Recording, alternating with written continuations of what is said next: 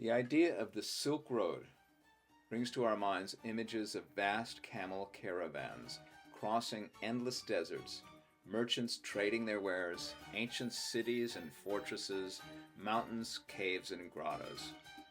The term Silk Road was coined by a 19th century German geographer to refer to a number of long and tortuous routes through these mountains, deserts, wastelands, and oasis cities, meant to transport goods as well as ideas from the far west of Europe to the far east of China. Routes which had been in use since the days of Alexander the Great and the Han dynasties starting in the years BC. My own interest in traveling the Silk Road began when my family and I traveled to Uzbekistan in Central Eurasia.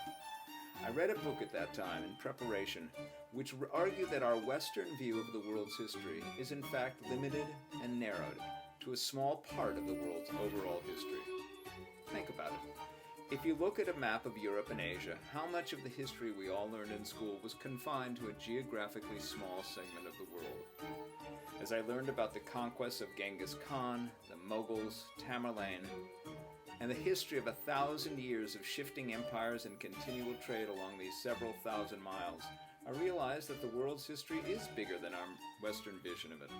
I felt that perhaps traveling the Silk Road would broaden my vision and deepen my understanding of the world. I'd seen several of the western section of the Silk Road, from Turkey to Tehran to Samarkand, so the idea came to me to travel the part of the Silk Road which crosses China. Modern China has, in a sense, returned to its trading routes with its new Belt and Road Initiative. I found China interesting in a couple of prior visits, so this trip seemed just right to see the Silk Road. Of course, I was not traveling the Silk Road by foot or camel. I took modern high-speed trains. I will also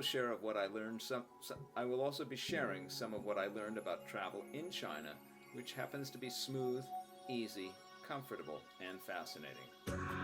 Studying the map and books and what I could find online, I came to choose a small series of cities, starting east in China with Xi'an, where the famed terracotta warriors could be seen, and going through places known for Buddhist caves and grottos, ancient fortresses, and ultimately going through Xinjiang, the Uyghur Autonomous Region.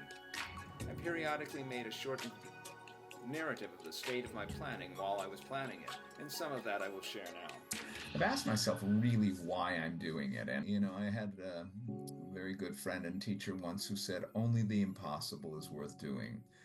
And by that, I think she meant, really taking something that as one is at present, one couldn't do, and adopting, developing the skills and capacities to be able to do it. Do this, I'm doing several things. One is getting in kind of the shape to do it, walking a lot and working out and getting in the kind of shape that I could literally walk a whole day.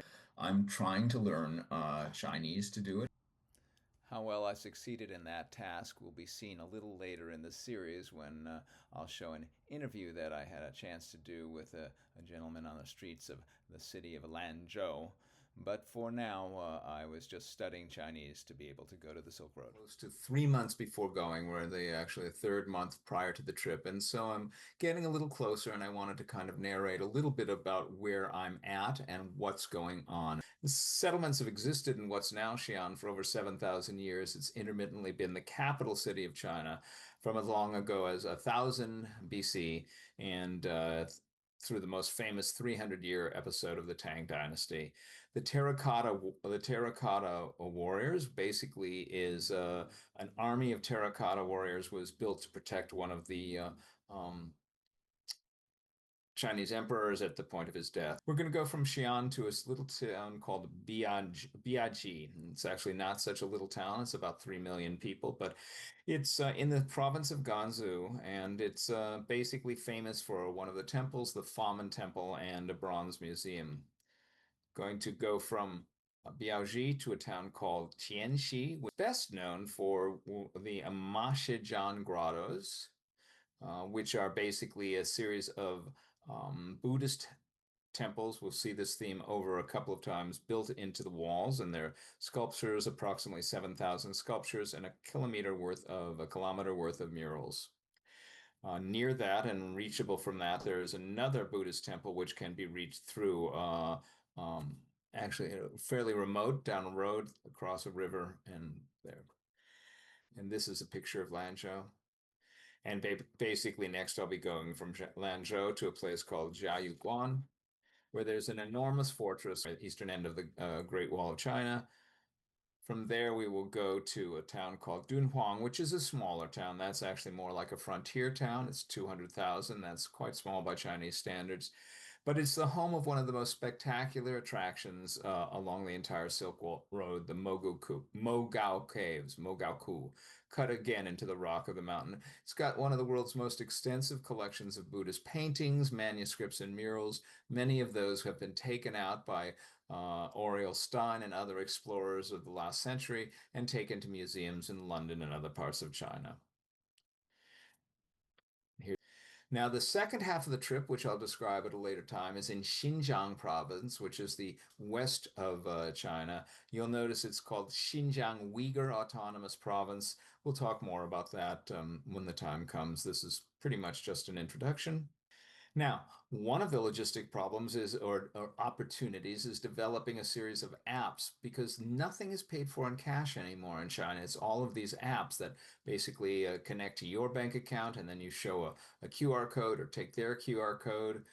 There's no Uber in China. There's something called Didi, which is the Chinese Uber. And again, there's another payment system called WeChat. I'm trying to get somebody to show me how to do that. There are several YouTube videos that take you through it. I'd really like to sit down with somebody and be shown how to do it side by side, but that's still a work in progress. I have a weekly language tutor that I speak with over Zoom, essentially, and so that's where we're at with that preparation. Again, it's not going to be great, but it's 3 more months. I've got several books on the culture. So that's basically where we're at this point. But it's 2 days before I'm going, so I just thought I would review what I've done so far and where I'm at.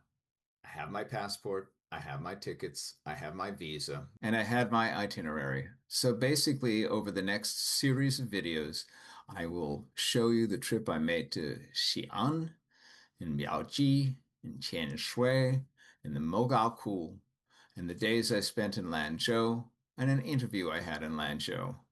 I'll show you the Jiayuguan fortress and the Dunhuang city with its Mogao-ku, its Mogao caves, and then we will enter Xinjiang, where we will look at Wulmuchi, Turpan, and ultimately end up in Kashgar. I think each video will be 5 to 10 minutes, and I'll try to show what I think is most important. So this is the end of the preparation tape, but before we go on, I'm going to show you the last few minutes. My last night at home, I had a little bit of stage fright. Ready to go. I'm more on the nervous side than the excited side. I need to learn how to relax, take in the moments. Everything I've planned for is ready to go, so this is the next few minutes. Get in the car and the trip begins.